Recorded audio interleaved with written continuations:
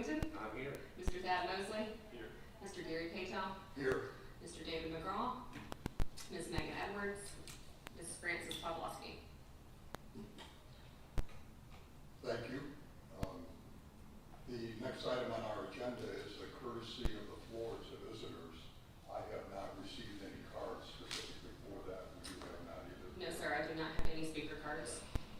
So we'll move on to the next item on the agenda, which is the approval of the previous meeting minutes. There are two meeting minutes, one for the joint board workshop held on August 22nd, and also the regular redevelopment agency meeting minutes of August 26, 2024.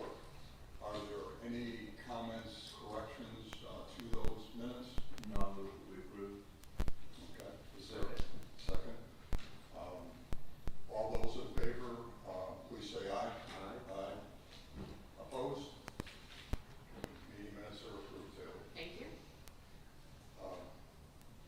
We have on our agenda an item of downtown Cape. I'm not quite sure. I think that's just kind of our boilerplate agenda that was left there. Unless you guys have anything you feel like you need to share, we did not have anything for downtown Cape. No.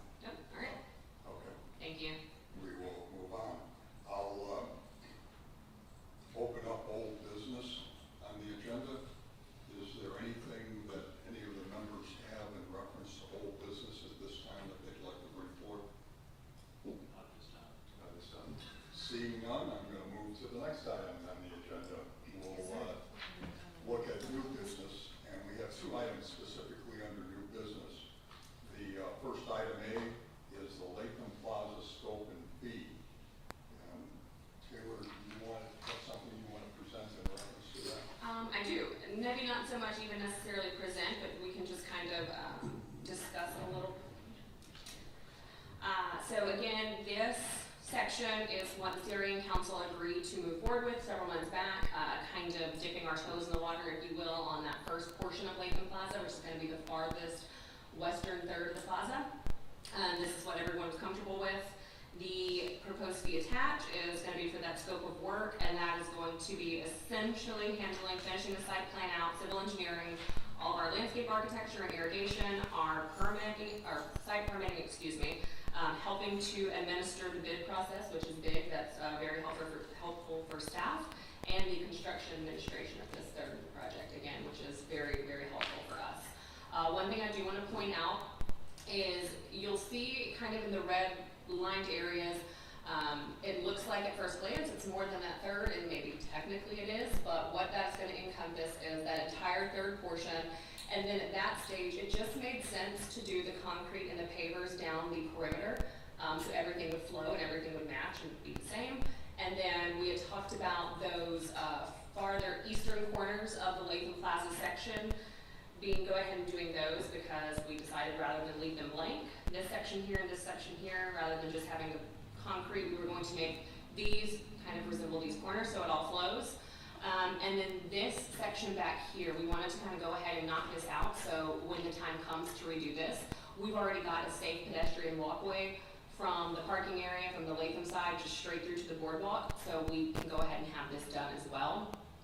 You'll see a couple of different things are listed as maybe phase 1A or 1B in this. That is because after meeting with the team internally, it really made the most sense to tackle this back piece first. For a number of reasons, but one big one is our surfer statue. They sit right here, and in this proposed plan, it's going to get relocated to where the surfer is actually close to the dunes and to the ocean. So we wanted to go ahead and get this piece done back here, go ahead and safely relocate that statue and be done, and then tackle 1B, which would be the rest of this, and not have to worry about trying to find somewhere off-site to store and get damaged and anything like that. We'll just get it done and move the server. I'm happy to answer any questions you may have and discuss this and any other things that I missed. Yeah. We've put an awful lot of this current group and the previous groups put an awful lot of effort and time into this. Started out like we sometimes do a little too big, and I think we scale back to something that works. I think we got not respond to requests for input until they saw what was gonna happen with the output input. But at any rate, here we are. And I believe it's time to go ahead and step forward and get this thing going, and I would move that we accept it if that's appropriate. Plenty more time for conversation. I think we ought to get it done. Appreciate what you're saying. Brian, did you have any comments? No, I agree. I want you to move forward with it. Sure, we'll see more of it later. Taylor, I just have a couple of comments or questions. Okay. That I want to make sure we're all clear on. We all fully understand what the scope of the work is. It's everything, outside, I was going to say outside the red areas. Yep. Or within the red areas, I guess is another way to describe it. Basically, this big grassy area is left off, this big grassy section is left off, and then the entire seawalk, with the exception of this back piece, is also left off. And the consultants understand that, but that's the scope of the work. And They drew it this way, yeah, this was their idea. when you read their description of services, they don't talk about truly what the scope is, and I want to make sure that we've got our arms around that. I noticed that there were, different phases, and I assumed that was helping to define it, but again, in their written description, it doesn't say anything specifically about what the scope is. And along those lines, when I looked at their sheet on exclusions, it talks about excluding structural engineering, architectural, mechanical, fire protection type things. But yet, part of this work includes that stage, and there must be some architectural and structural, at least, I don't know if there'd be any mechanical, but there's got to be some of those services that have to be provided also. And so I would want to make sure that their proposal clearly defines that. Right. They understand that that work has to be done. Yes, as they do. well. Yeah, so this image on the screen right now, this is an attachment. That for that stage area. Right, and so for the purpose of the plan documents, so getting the bid package out, that their civil engineering team will handle that portion, and then when it actually comes to the physical construction of this, it'll be the contractor that is, or whoever is selected to actually build this out. So they will get the plans developed to a certain point through civil team, and then anything beyond that will be with the contractor. But the fees for the engineering work, I think, are part of the $185,000. Yes, for civil. But what about structural engineering? They're not part of this. I think that when it comes to the structural component, it's gonna kind of depend on how we get these bid documents finalized and what the actual schematics of that look like, and then that will be on the contractor. That's typically not, I believe, Do you want to add anything? No, I think I agree, that's That's what the intent was, yeah. that was the intent. Yeah, that's the intent of how this one was kind of laid out with the team. I don't know, I'm not very comfortable with that, because normally when you do a structure, you have an architectural design done, and it's reviewed and approved, and then that. Park safety amenities include park, vertical, architectural elements, non-elements, and environmental land. Probably. Yeah. Say that tracks. Yeah, the pavilion structure I'm plans. not very what you're saying. Paragraph 3 on the scope discusses architectural work. I don't know if that answers your question. Yeah, number 3, part C, kind of like what we were saying, the pavilion structure plans and details will be excluding that structural, and the structural engineering will be performed as an additional service once a specific pavilion design is confirmed. So again, getting through this with civil, getting the layout done, and then at a later date, whether it be the contractor, which is kind of more the direction we were leaning, or half, that structural is all going to depend. At this stage, they cannot do the structural engineering because we don't have the specs for that stage. So in other words, there may be additional fees for the design services beyond the $185,000, is what we're saying. I mean, yeah, just like with any scope, usually there's always going to be something else. But when we were talking internally, that was something that we were thinking would likely fall with our contractor when we selected. But it could be something that half could do. I mean, it doesn't have to work that way.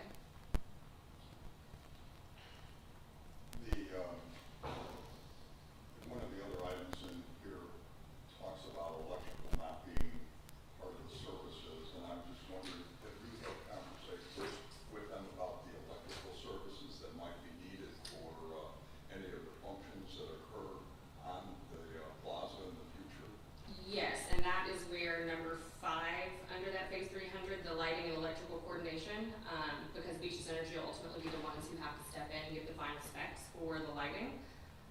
And they'll propose the wiring runs, but the panel calculations will be done by Beaches Energy.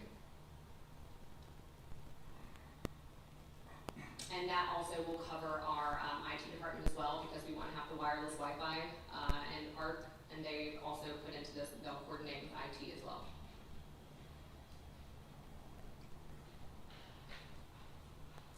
That's all I have for comments. Any other comments at this point? I assume you need our approval on this proposal. Yes, so what we would need would be a motion to move forward, a second, and then we would take a vote from everybody to move forward, and then the plan, and I believe I put this in the memo, this will essentially become effective October 1, so this will come out of our FY25 budget. The chair will entertain a motion in reference to this item. Where am I? This is the first time I've ever wrote it. Motion to approve. Is there a second? I'll second it. Thank you. You want to do roll call? Yes, I will do a roll call. Mr. Ron Whittington, Yes. Mr. Thad Mosley, Yes. Mr. Gary Paytown. Yes. Thank you. That's Thank you. item A on under new business. And then moving on to item B, which is the resolution of the 2024-03 downtown plan amendments. Yes. All right, so this one is going to have a couple of moving pieces, so bear with me. But just to kind of encompass how we got to this point, there were several years between, I mean, realistically, between the early 2000s, pre-2010, all the way up to realistically about 2021, where iterations of this plan were done or were modified and updated, and rather than kind of scaling back, things were just left in the document. So over a span of about 10 to 15 years, the document went from really 30 pages, and then it became 40, and then it was 60, and then it just kind of kept getting larger. And when you really sat down to look at it, number one, it became really hard to pinpoint where projects fell, and it became really hard for, if we get records requests or questions, or, where is this in the plan? It was not simple to follow. Things were all over the place. There were a couple of areas that were literally marked and called obsolete because they were no longer relevant or pertinent, but yet they were still in the plan. Couldn't quite figure out why. So as we worked with our consultants with the Southern Group, we really got down and really took this down to the bare bones, and essentially started over. And what we started over with is it made a concise outline for the projects for basically the next 3 to 5 years with estimated costs. The reason you do that is because it is best practices to update your plan basically every 3 to 5 years.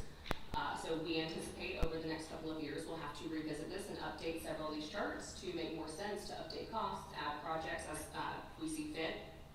And then also, something that was new with this, it has all the strategic priorities from the city strategic plan, which is basically our governing laws, if you will. Those strategic priorities of the city are what all of our redevelopment initiatives need to be based off of. So that's kind of how this is organized. And then I do want to point out that it is not a pretty draft. It is just all the contents would not change, but if this is approved and when this goes to council in October, our communications manager is working right now, and I have an example to show you of the cover page and the table of contents. It's not going to just look like a Word document. It's going to be a very nicely done book, colorful. We're going to have graphics, imagery, but this is just the bare bones content, and the content, if approved, does not change. And then just an example of timeline would really be, if it's approved today, the updated plan, we will then place an ad in the leader based off of Florida State statute, and then we'll advertise that for so many days for the statute, and then the city council would hear this at their October 21st meeting and tentatively approve, which falls very nicely within the start of the new fiscal year. What better way to kick off a brand new plan? And I'm happy to answer any questions, and I will pull up those images of the cover so you can kind of see what we're talking about. So it will be, again, more of a book style. This is actually an image from from one of our murals. And then you'll flip open to this table of contents, and then all of our pages will kind of follow this. So they'll be vibrant, colorful, we'll add more images. Unfortunately, this is as far as we were able to get with making it pretty for the time being, but as soon as it is finished, we will update with the prettier version. The resolution accompanying this is just because, again, state statute requires we adopt any plan updates and amendments via resolution. And then the reason resolution 2022-06 is also attached to this is attached basically as an addendum to this plan. That resolution we did not feel, and neither did administration, that we need to change that. We could add it as an addendum, and that is what allows us to maintain our investments. And I am happy to answer questions, clarify anything, talk through it. Just let me know. Comments from the board? Yes, one, congratulations on getting this done. I read the old accumulation, I read this one. This one is easy for me to understand, and I think congrats on that.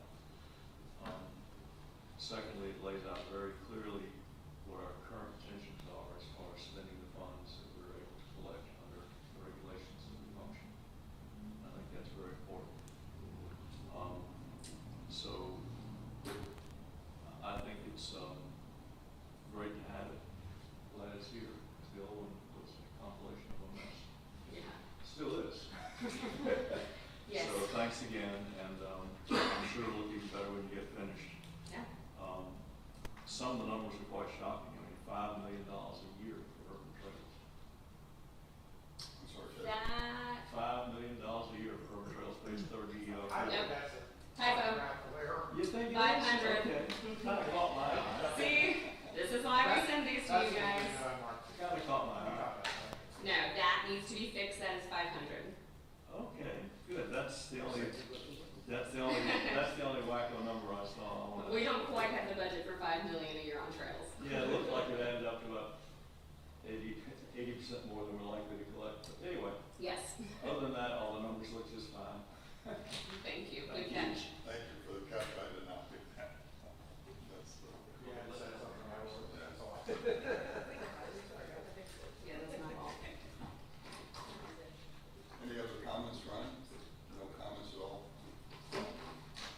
Just at any time we can simplify something for the board and the public, I'm all for it, especially coming from the government. It's much easier, I think, for everyone, staff, the board, and the public to kind of digest. I will say we received over the last couple of years, we've had several members of the public actually approach us and say, this plan is really complicated, doesn't make sense, where can I find this? Is this valid? And well, no, that section's actually not, it's this section, so we're hoping simplifying this will help everyone.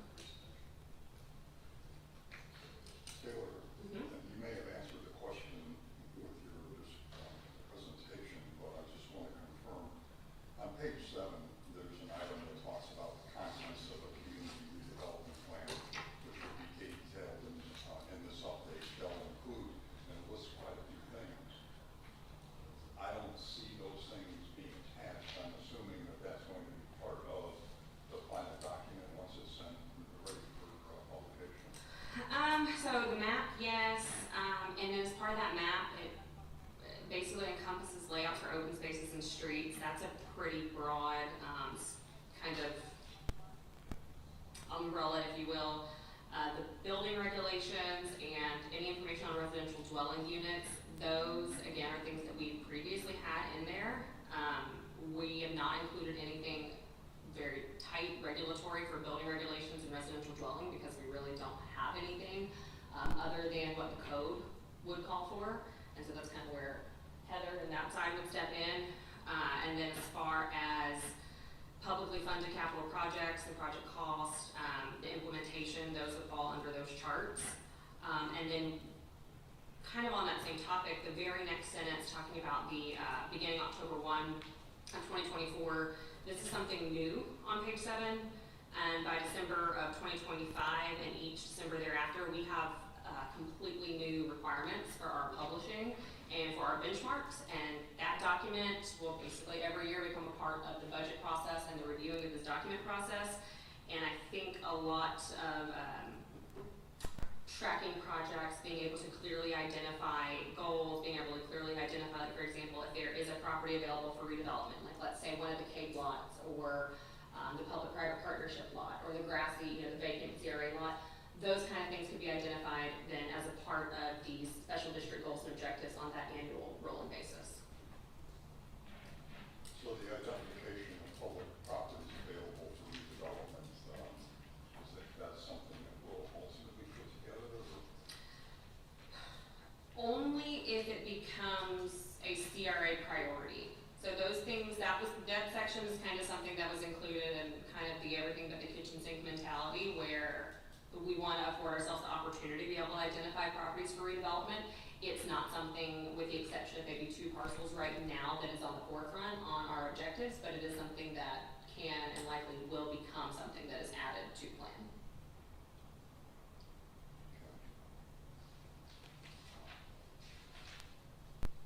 For example, I have a sheet, and we'll get to it after this, somewhere in my large stack of papers, at a council meeting, can't remember the date, but council was talking about at a briefing, the Ritz parking lot. And so having, referencing that in the plan is important, because then if we do decide that we want to dispose of that property or redevelop that property, then we have to be able to have somewhere in the plan that says we have that flexibility to do so. So it may not be super specific called out, but it allows us the flexibility to do that. Yes, Jim? So you identified this as a draft, so the resolution is asking for what approval in reference to? Well, so it's always still a draft because it's not approved. So the resolution, so this is, we only refer to this as the draft because it hasn't been formally approved yet by the agency. As far as staff and administration is concerned, something I didn't touch on, my apologies, is police department, our administration, our finance department, our public works department, and our parks and recreation department have all reviewed this document. So any department within the city that has, any stake in what we do, have all seen this. So the resolution would be adopting this draft version, and then that would take it out of draft status into, now this is the CRA's adopted plan, and then we have to have it adopted by city council at a public hearing. So with that understanding, are there any further thoughts or comments? I mean, when we approve this now, it is the formal approval of the overall plan itself. And I just want to make sure that we have all our questions answered and so forth. On that point, I believe we need to approve it. I also know that the staff, prior to council approval or prior to publishing, finds a problem, they'll bring it back to us. I think we have to have some confidence in that, but also hopefully in the departments that are heavy reading. But I think this is the best we can do for now, and I would be inclined to approve what we're looking at, knowing that responsible people, if they find a problem, people bring it back. Well, I think that there are, several opportunities here. One being that there's a public hearing on this prior to city council, so there will be public input into the plan, as well as the requirements that Taylor had just recently mentioned as to what needs to be done by October 1, 2024, and December 1, 2025. We've got opportunities to continue to look at this, modify it, update it as needed. And if I may, Mr. Chair, just to clarify, public hearing and public workshop are kind of two separate, yes, the public could comment on it, but this will be just like council does their meetings where this will be their agenda item. They'll say, okay, we open up the public hearing for the redevelopment plan adoption, hit the gavel, does anyone have any comments, and then any public could comment at that time, and then they would close the hearing. So really at that point, if someone has comments, absolutely, but it will be something that's done as part of a regular council meeting. It won't be a special meeting for this. Okay. Thank you. Anything else? With that, Chair will entertain a motion for the approval of the resolution for the 2024-03 downtown plan amendment. I so move. Is there a second? There's a second. Okay. Will you do a roll call? Yes, sir. Mr. Ron Whittington? Yes. Mr.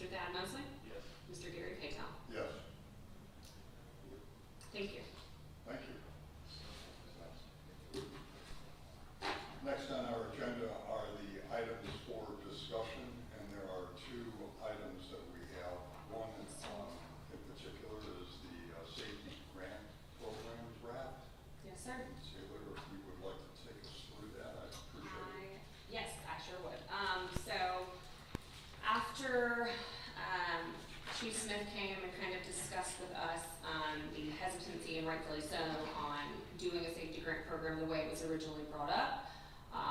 We had some internal conversations. We kind of discussed about, do we fund cameras, other measures to help to make our businesses safer, maybe not necessarily funding, staffing and policing needs, but helping to make the infrastructure of that business a safer environment. We actually found through some connections with FRA, the City of Orlando, their redevelopment agency has a program very similar to this that we were able to not have to fully recreate the wheel with. We were able to really work with what Orlando has done, the success they've had. And I would like to point out a couple of things that this will also, if approved, we will then take this back and draft the final versions. That will be the formal documents on our letterhead. We will do, like with the facade grant, I know Gary, you were around when we did that, and we did a one-page summary that had our logo on it that we passed out to the businesses at the business owners meetings. And then we will also draft up the final application. And then all three of those documents would come back to the agency in October, once the FY25 budget has been approved and gone through, and that would be approved at that time. This would be, again, part of our 25 budget. Our budget is, to be very frank, it's pretty tight. We have a lot of things we're funding, and our incentive line item right now has $300,000 for FY25. We feel that we would be able to allocate, maybe it's 50,000 out of that, maybe 75,000 out of that to cover this, because that line item is technically the incentive line item. So this funding, if approved, would come from incentives. So we do have budget available. Again, we went through the purpose of what this is. We kind of went through the grant structure and criteria, the funding details. We had some conversations that we felt like basically up to $5,000 would be appropriate, or 80% of the total cost, whichever was less. Everyone universally internally agreed on that. And again, this was all vetted through our police department and administration and our finance department as well. And legal is going to review all of the final draft documents before we bring them back. We kept the eligibility pretty simple. They have to be within our boundaries, and all the installments must comply with the requirements of the city, inclusive of any permits or anything necessary.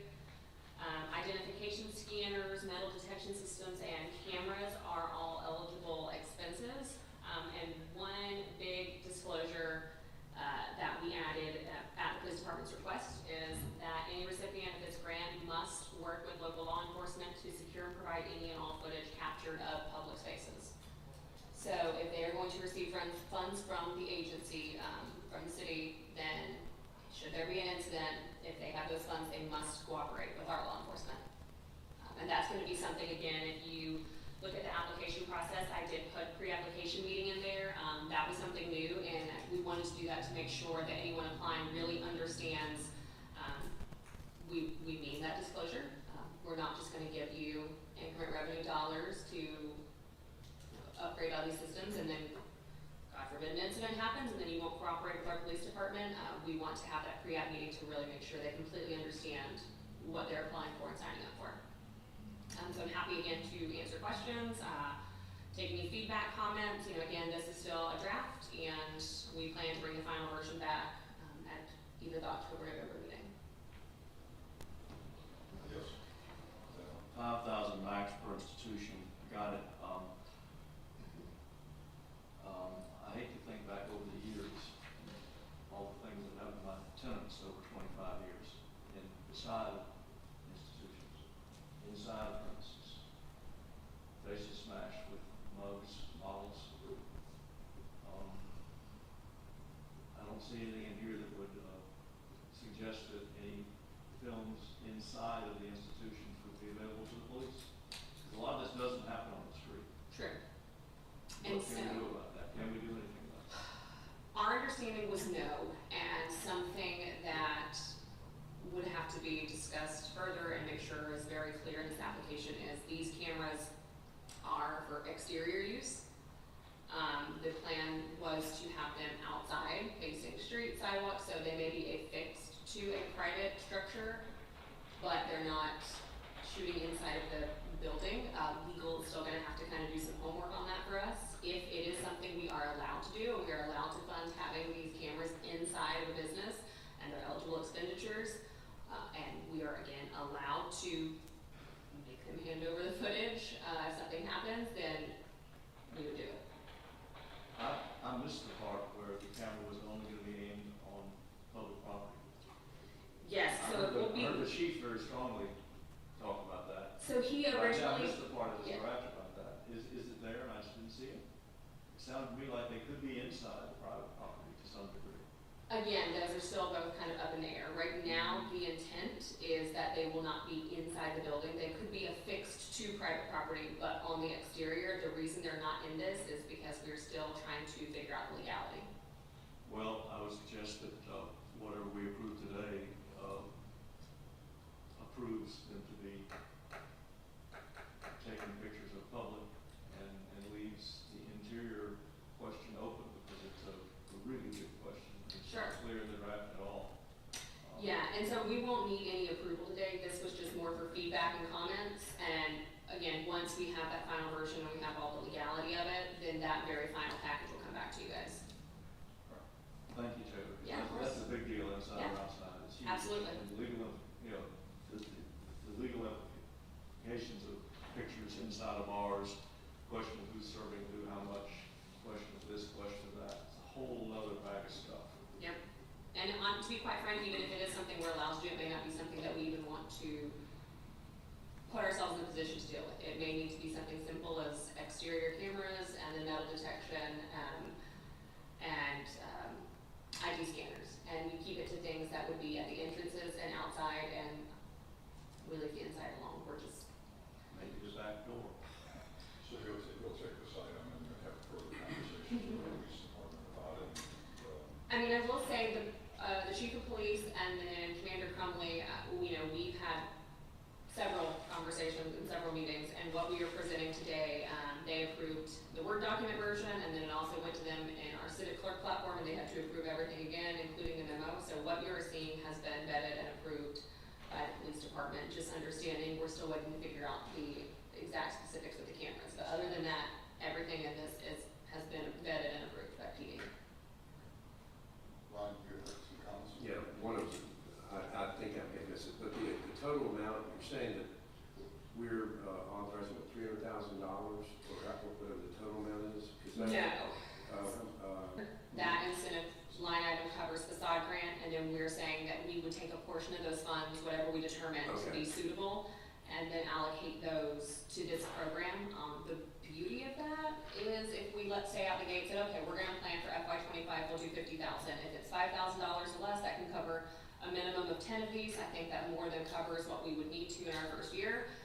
If by some chance that wasn't enough, it's a very easy, budget it's not even a modification, it's just, moving the funds, since they're all under one item, we just say we'd like to allocate another 25,000. Since they're all coming from that incentive line item, it's pretty easy to do. Okay. The other question was you had application proceed between start date and end date, and there'd be an internal discussion about how long that we might give folks to. Yeah, I mean, I think we would like to see it done like the facade grant's done, where it's on a rolling basis, and as long as funds are available, we'll take applications, and Okay. then once the funding runs out for that year, if the agency chooses not to allocate additional funding, then that's it for that fiscal year until the next. Okay.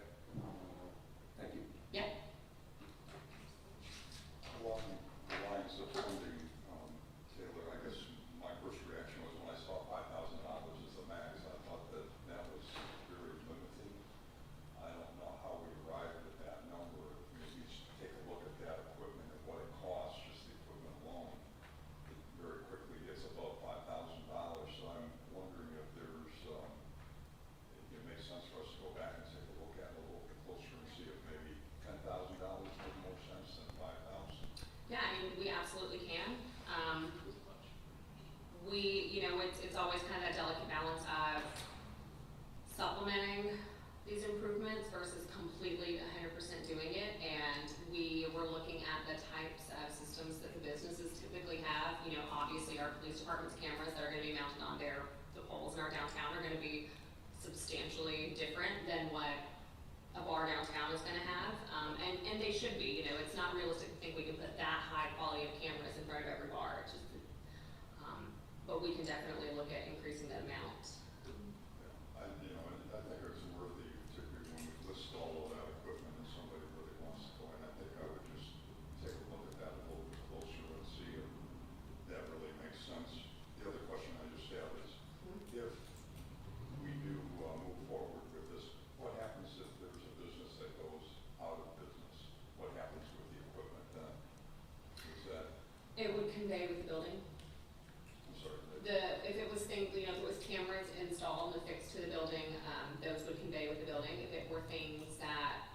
ID scanners and metal detection, you know, that's where these grant programs kind of get gray. Can you force them to turn them back over? Probably. Is it worth the battle? If all of it came back, you know, for the funds, things that we funded, that those would come back to the CRA, we could use them, you know, for another business somewhere. Yeah, it's something we could certainly look at. Okay. Those are the only comments I had on that. Anything else that, do you need anything else from us at this time? I do not. I will take our feedback and we will finalize this and get a final version to you guys very soon. I do want to add that the chairman did make it a point to reach out before this meeting to let me know that he fully supported, and this program was good, and he was also in support of this. So he did want me to add that. Okay. Thank you. Yeah. With that, I'm gonna move to the last item on our agenda, which is the sea turtle concept recommendation from the Yes. art committee. Yes. So this has been something that I've been working on for quite a while. This derived from a survey we put out to the public. We actually received a large amount of votes when we did the survey compared to what we normally would see. Sometimes we would see about 80 responses and be happy, and I think this one we received, gosh, it was either right at 500 or over 500, which again, for city surveys was quite a bit. This public unanimously voted for sea turtles to be the inaugural sculpture in the Sea Life in the City project. And we then worked with Havoc Studios, which is local artists, Lance Vickery and Jenny Hager, who also are involved with the UNF Sculpture Garden. And they're both very local and have been here for a while, and they've done that sculpture garden, and they're absolutely wonderful, and their work is beautiful. And they submitted 5 design options. And again, I want to preface, you know, some people will look at this and be shocked. This is the design. It's intended to be 2D. It's intended to be viewed in 2D. If this design gets approved and we move forward, we then go back to Havoc Studios. They then work up a 3D image of us that we can kind of look around and play with and look at. But this is intended just to be the 2D version. And this is the design that the committee unanimously agreed. These kelp would be affixed to the ground. The kelp would be likely some type of bronze, cast bronze, that would then be coated to be the color reflected. And then there's several materials the turtles can be made of.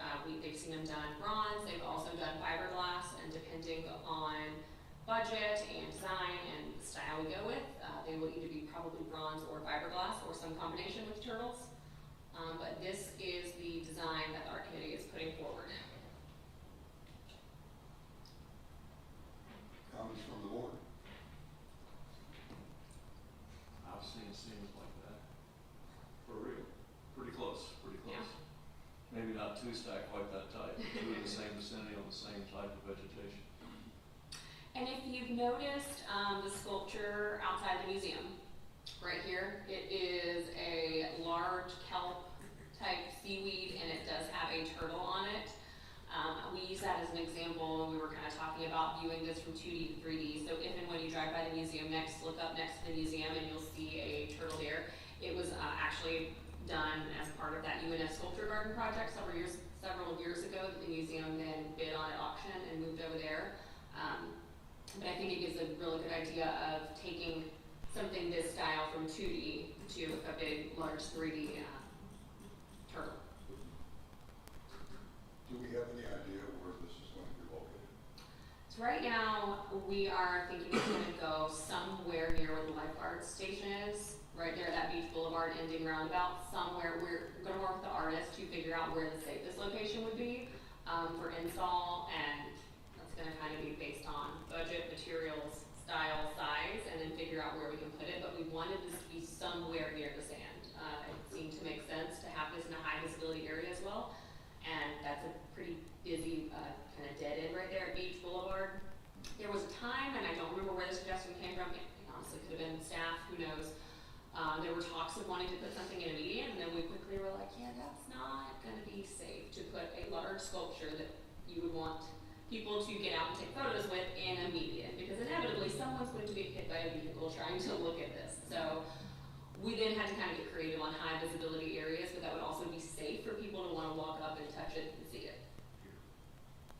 But I will say, if someone, and I told the art committee this, I've even told people internally this, if you're riding around downtown and you see an area and something just clicks that, wow, this would work, we are still open. There has not been one definitive finalized location for this yet. So if something else seems better, let us know.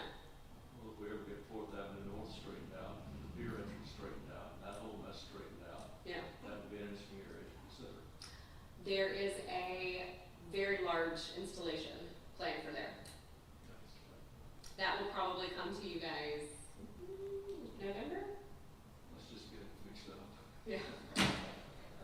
Working on that one too.